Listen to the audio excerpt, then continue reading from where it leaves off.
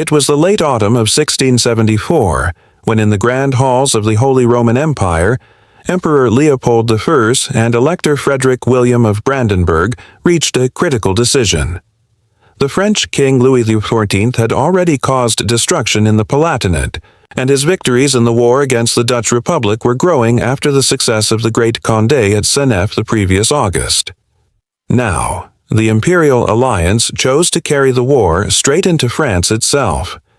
For the first time, the land of the so-called Sun King would face invasion. To achieve this, a massive imperial army under Alexander de Bournonville, Count of Aine-Liétard, advanced like an unstoppable force. They occupied the neutral city of Strasbourg, turning it into a base for crossing the Rhine and striking into French territory. Against this powerful invasion, Louis XIV could only rely on his trusted commander, Henri de la Tour d'Auvergne, known to all simply as Turenne, who had around 30,000 French soldiers, far fewer than what the Imperials could field.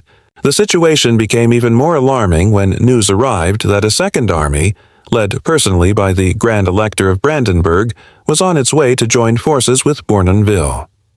If the two imperial armies united, any direct battle would almost certainly end in disaster for France. With the emperor's troops still streaming across the Rhine, Turenne moved quickly, determined to stop what seemed like an unstoppable invasion. The French kingdom under Louis XIV was a wonder of early modern Europe. In science, art, and philosophy, France led the continent. Even more importantly, Louis commanded the first truly professional army in centuries, an organized force that could be compared to the great legions of ancient Rome in both size and effectiveness. For much of the Middle Ages, the French king's armies rarely exceeded 10,000 men in peacetime. During wars, they only grew by hiring mercenaries or summoning noble lords with their retainers. But Louis XIV, building upon the reforms of his father, had transformed the French military into a permanent, disciplined force. By the early 1670s, while he fought on multiple fronts against the Dutch, the Spanish, and the Empire, France's army had reached an astonishing size of nearly 300,000 men. Yet, only a small fraction of these soldiers were available to Turenne in the closing months of 1674. The main French field army, under the Great Condé, was still in the north, recovering from the recent victory at Senef. Others were engaged in operations against the Spanish near the Pyrenees. That left Turenne dangerously outnumbered in Alsace. He carefully weighed his options. If he chose to sit back and defend, his already limited army might weaken further over the harsh winter. Men would desert, supplies would run short, and disease would spread. Doing nothing meant certain collapse. Turenne therefore decided to take the initiative. Boldness rather than hesitation would save France. He resolved to march forward, confront the enemy directly, and above all, prevent the union of the two imperial armies. By early October, Bournonville had gathered his main force near Ensheim. Turenne, moving swiftly, reached Molsheim on the night of 3rd October after forcing his men to march through the dark. This daring move disrupted Bournonville's connection with his headquarters at Strasbourg. But Turenne did not stop there. On the next day, 4 October, he pushed forward again to challenge the Imperials. Confident in his superior numbers, Bournonville marched to meet him, but wisely deployed his forces in a defensive position. He knew the cold, wet conditions of the season would favor those who stayed put rather than those forced to attack. When Turenne surveyed the imperial army, he noticed that their center was anchored on the village of Ensheim, while dense woods covered both flanks. The woods on the right were too far by the River Ill to play a major role, but the woods on the imperial left were dangerously close to the center. If Turenne could seize them, he would have a chance of breaking through and capturing Ensheim itself. With this in mind, he gave orders for his army to focus its first attack on those woods. Both armies prepared for the coming clash, setting themselves in front and reserve lines with cavalry placed on each wing. The influence of the late Swedish king Gustavus Adolphus, who had revolutionized military tactics decades earlier, could still be seen. Following his methods, Turenne positioned small infantry units between his cavalry squadrons to provide extra support. Among Turenne's ranks there was also an unusual addition, a British contingent of 4 regiments. These were left over from the earlier period when England had been directly involved in the war. Although that involvement was now unofficial, King Charles II of England had secretly promised Louis XIV that he would work toward bringing England back to Catholicism. Until the right time arrived, Louis funded him, and in return Charles quietly allowed these English soldiers to serve in the French army. For the first move against the woods, Turenne sent 8 battalions of infantry along with a detachment of dragoons. The soldiers advanced quickly toward the trees, while in front of them the French artillery, 8 guns in total, exchanged fire with the imperial cannons. The booming shots churned up the earth, filling the air with thunder. At first, there was no response from the woods. The French soldiers dared to believe that their sudden night march had caught Bournonville off guard, and that he had overlooked this critical position. They were within 100 yards of the trees when their brief hope was shattered. A sudden crack of musket fire erupted from the woods. The hidden imperial defenders opened up with volleys that cut down the French front line. Bournonville had not ignored the position at all. He had filled the woods with 8 guns and 6 battalions of infantry. Now those troops were firing freely into the exposed French units. The French dragoons tried to charge forward, but they were quickly shot down. The infantry officers managed to restore order, and their men returned fire in volleys. But standing out in the open against a fortified enemy proved hopeless. After repeated tries, it became clear that the woods could not be taken in this first, hasty attempt. To push further would have meant needless slaughter. Turenne reluctantly ordered a withdrawal.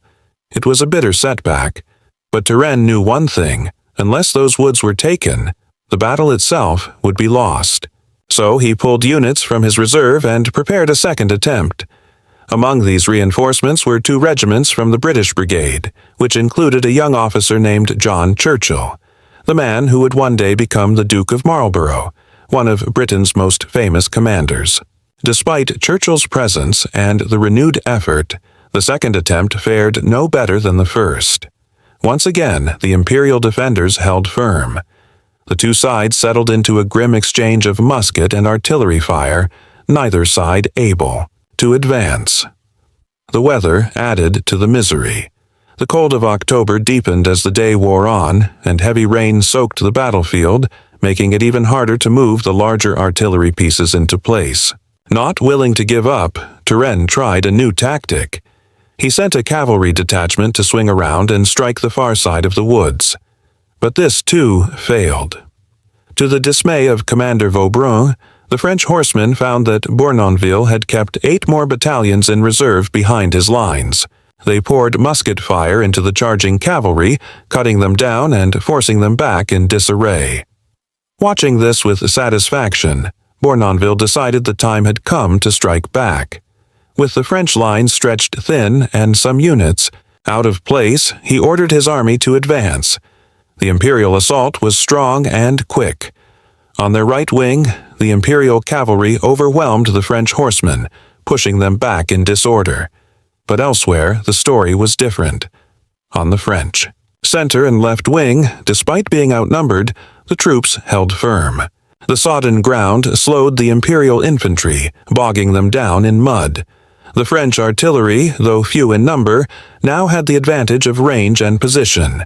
They tore holes in the advancing imperial lines, forcing the offensive to a halt. At that moment, the French regrouped and launched a counterattack, pushing the enemy back to their original positions. While the main action absorbed Bournonville's attention, the French and British units redoubled their efforts in the woods. At last, with fierce fighting and steady volleys, they broke through and captured the position. With the woods secured, the French pushed forward across the battlefield. But just as the Imperials had suffered, the French now struggled with the same muddy terrain. Their guns could not be moved up, and as darkness closed in, the fight became even more difficult. Still determined, Waubrun led his men in a major cavalry charge against the village of Ensheim itself. Trumpets sounded, muffled in the damp evening air, as squadrons surged across the field. The clash that followed was brutal. Pistols, muskets, sabers, and bayonets all unleashed in a storm of violence. The Imperials, however, held their ground. Their artillery had the advantage, and the French were eventually forced back. As night fell, both sides drew back. The French artillery continued to bombard the enemy line until darkness made further fighting impossible. Bournonville began an orderly withdrawal. Turenne, realizing that further attacks would only cause more losses in the pitch black, also pulled his men back, leaving a small cavalry detachment to hold the field until morning. The French declared the Battle of Ensheim a victory, but the truth was more complicated. Bournonville and the Grand Elector still had their armies intact, and they could unite to invade France again once spring arrived. Turenne knew this well, and he began to plan something no one expected, a daring winter campaign. The day after the bloody clash at Ensheim, Turenne marched his army back to Saverne. From there, he carefully watched the movements of Bournonville and the Grand Elector, of Brandenburg, who was still making his way toward Strasbourg with his own troops. The imperial commanders believed that with the approach of winter, the campaigning season was finished. For centuries, European wars had followed a fixed rhythm. Armies marched in spring, fought through summer, and retired once the cold weather and snow arrived. The heavy wagons could not move, supplies became impossible to gather, and soldiers deserted in large numbers when left hungry and freezing. Armies normally settled into quarters until spring returned. But Turenne understood something very different. He knew that if the Imperials were allowed to rest peacefully through winter, then in spring their two forces would combine and march into France with overwhelming numbers. The French position would collapse. To save the kingdom, he needed to strike when no one expected it, in the heart of winter. This decision shocked even his own officers. Most believed it was madness to attempt a campaign in snow-covered mountains. But Turenne's genius lay in knowing that war was not just about numbers on a battlefield. It was about momentum, psychology, and catching the enemy unprepared. The weather turned bitterly cold. By December 1674, snow blanketed the valleys of Alsace. While the imperial armies settled into comfortable quarters, Turenne drove his men into the mountains, through passes that were nearly impassable. His soldiers suffered terribly, frostbite, hunger, and exhaustion, but they pushed on because their commander never asked them to do what he would not endure himself. At night, Turenne often marched alongside his men on foot, sharing their hardships, and his presence gave them courage. Slowly, painfully, the French army moved across the Vosges Mountains, descending unexpectedly into the Rhine Valley. The sudden appearance of Turenne's troops stunned the imperial commanders. They had assumed the French were immobilized by winter, yet now the enemy stood at their doorstep. At Mulhouse, an imperial detachment was caught completely by surprise. On the 29th of December, Turenne struck with full force. The clash was fierce, but short. The Imperials were unprepared and quickly overwhelmed. The French victory was decisive, scattering the enemy and sending shockwaves across Alsace. News of the defeat spread rapidly. The Imperial troops, caught off guard in their winter quarters, panicked. Entire detachments abandoned their positions and fled in confusion. Turenne did not stop. He drove his exhausted but determined army deeper into the valley, chasing the enemy wherever they tried to regroup. The winter offensive had turned the tables. The people of Alsace, who had suffered badly under imperial occupation, now welcomed the French back. Villages opened their doors to Turenne's soldiers, offering food and shelter despite their own hardships. The contrast between the disciplined French troops and the often brutal imperial occupiers strengthened Turenne's position further.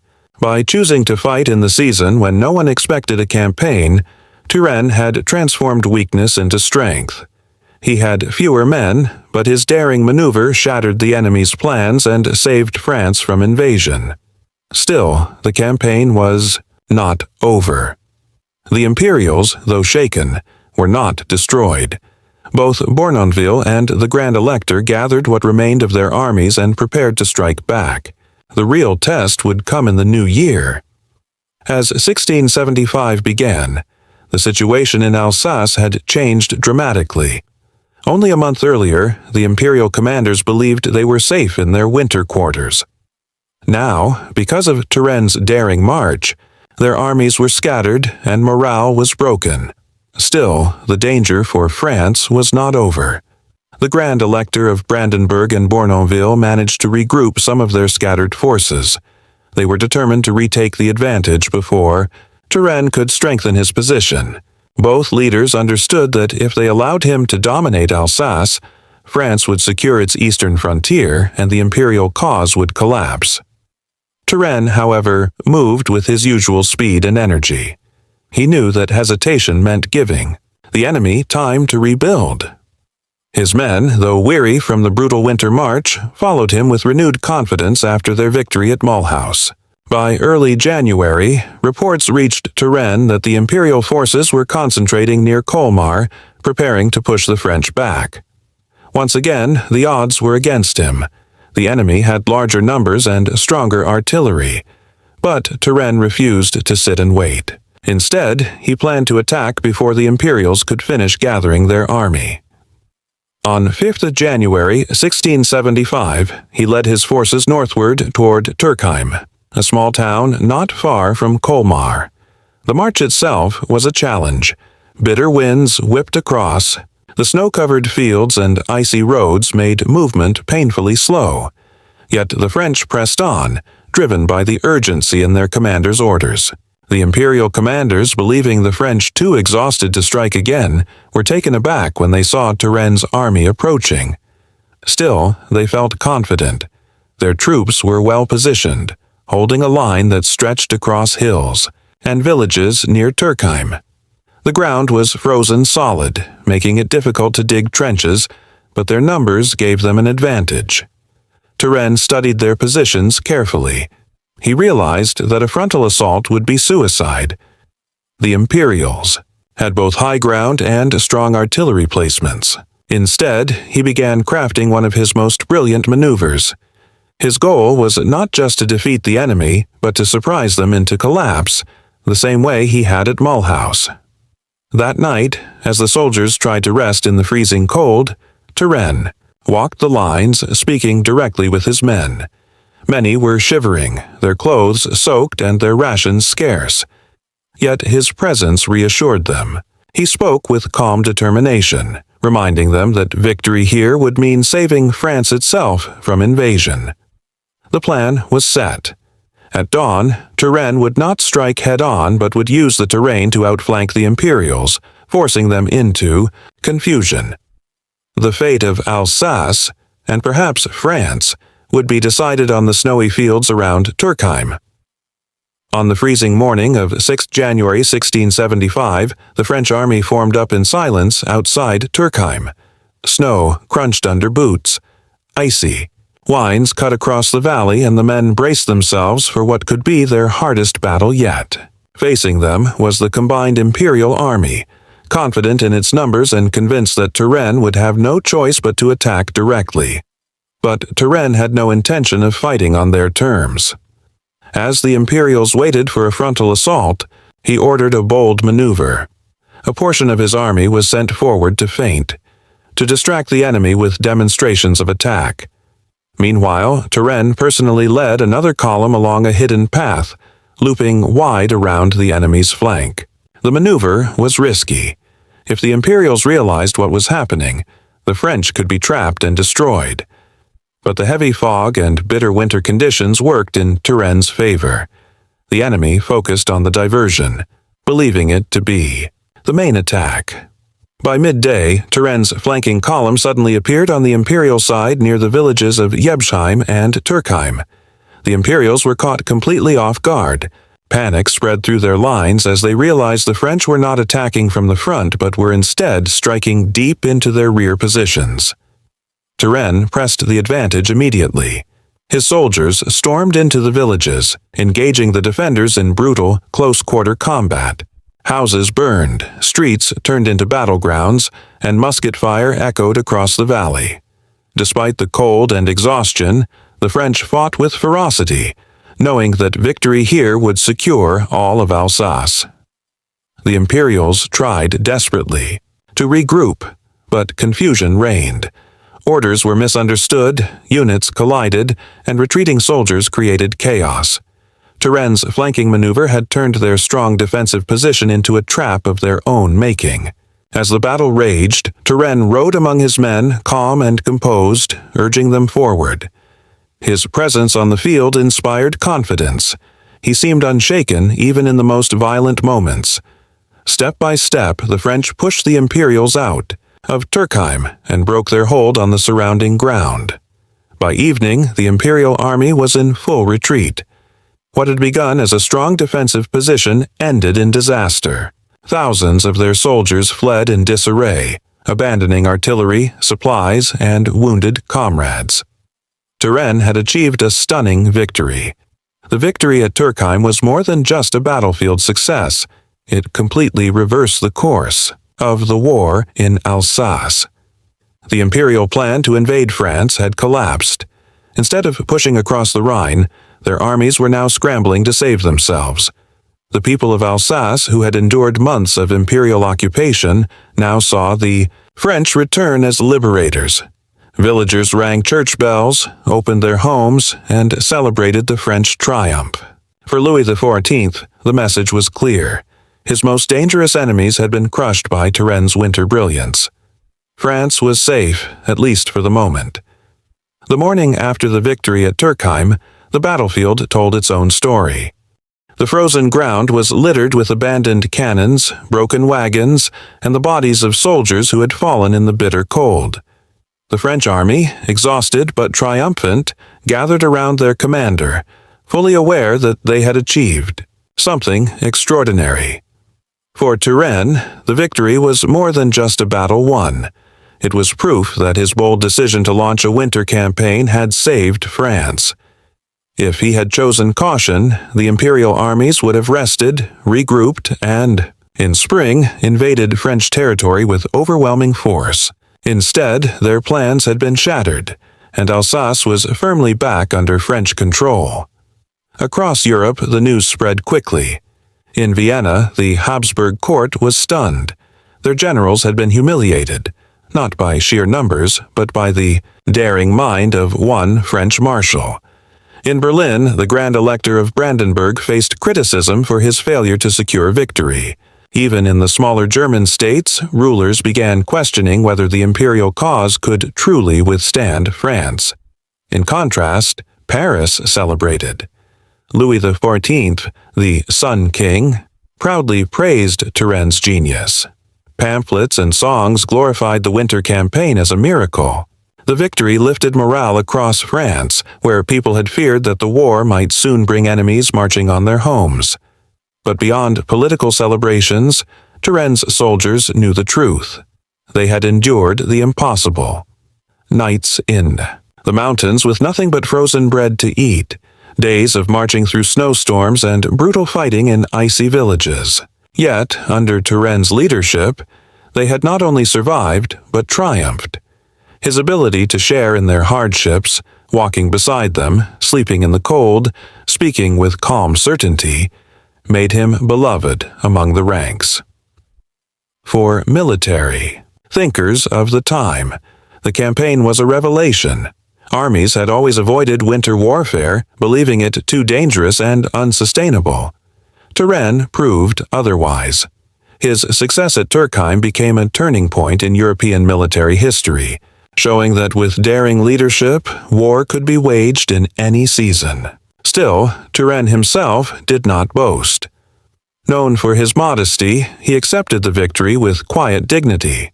He continued strengthening French positions in Alsace, ensuring that the enemy could not recover quickly. He knew the war was far from over. But for the moment, he had secured France's eastern frontier. For the people of Alsace, his triumph was a relief. After months of fear and harsh treatment under imperial occupation, villages once again flew French colors. Many families offered thanks in churches, believing that God had guided Turenne's hand. The Battle of Turckheim was not just another victory.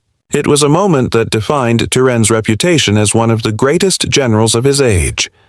He had turned weakness into strength, danger into opportunity, and winter into a weapon. Europe would not forget what had happened in Alsace in January. In 1675, after the stunning victory at Turckheim, Turenne continued his service with the same energy and determination. The war was not over, and France still faced enemies on multiple fronts. Yet everywhere he went, the French soldiers felt secure under his leadership. They believed that as long as Turenne was with them, defeat was impossible. Through 1675, he carried out several more maneuvers in Germany, keeping the imperial forces on the defensive. His style of command remained the same. Never waste men in reckless charges, never allow the enemy to settle, and always look for opportunities to surprise. His ability to read the battlefield and adapt quickly kept France one step ahead. But destiny had something tragic in store.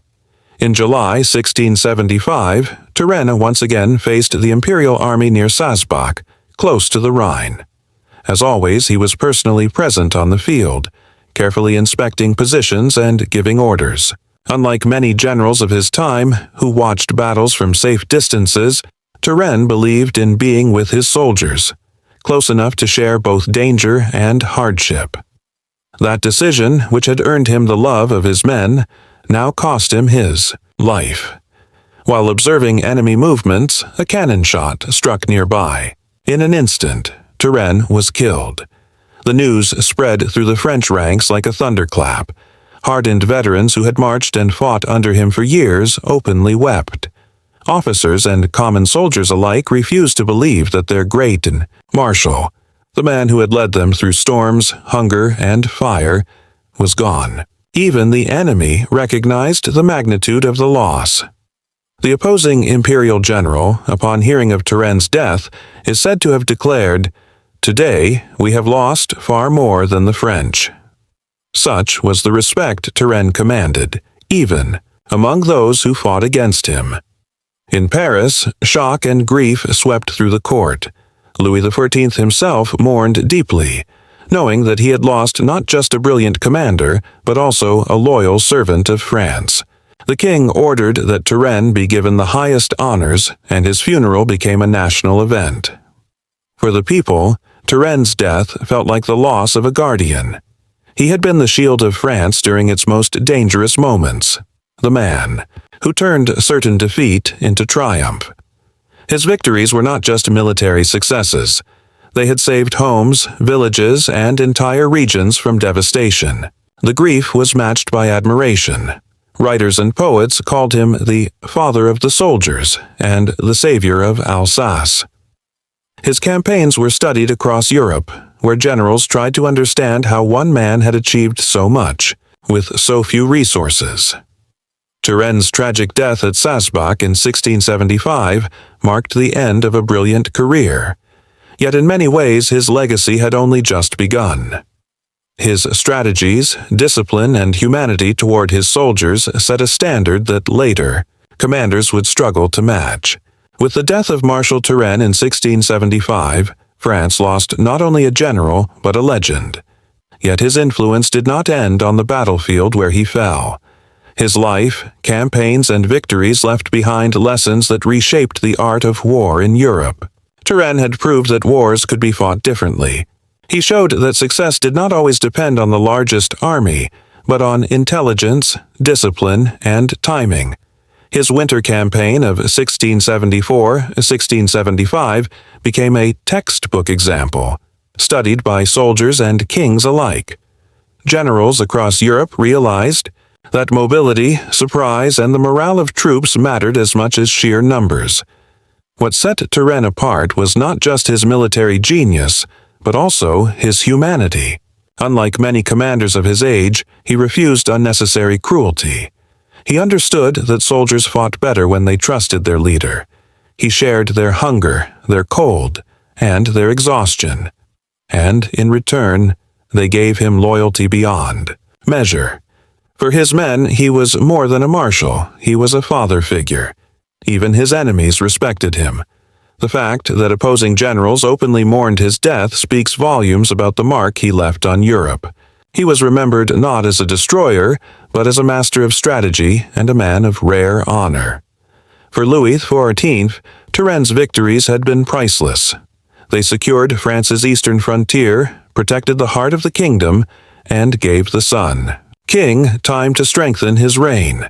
Without Turenne's brilliance in Alsace, the war could have ended in disaster for France. Centuries later, military leaders like Napoleon Bonaparte studied Turenne's campaigns in detail. Napoleon openly admitted that he learned from Turenne's methods, particularly his patience, his daring maneuvers, and his ability to adapt to changing situations. In this way, Turenne's spirit lived on in future generations of warfare. Today, Turenne is remembered as one of France's greatest marshals, a man who turned the impossible into possible. His name is inscribed among the heroes of the French nation, and his campaigns remain part of military education around the world. The Battle of Turckheim, fought in the dead of winter, stands as his most brilliant triumph, the day he saved France when all seemed lost. His sudden death at Sasbach only added to his legend, freezing his image in history as the soldier who gave everything for his country.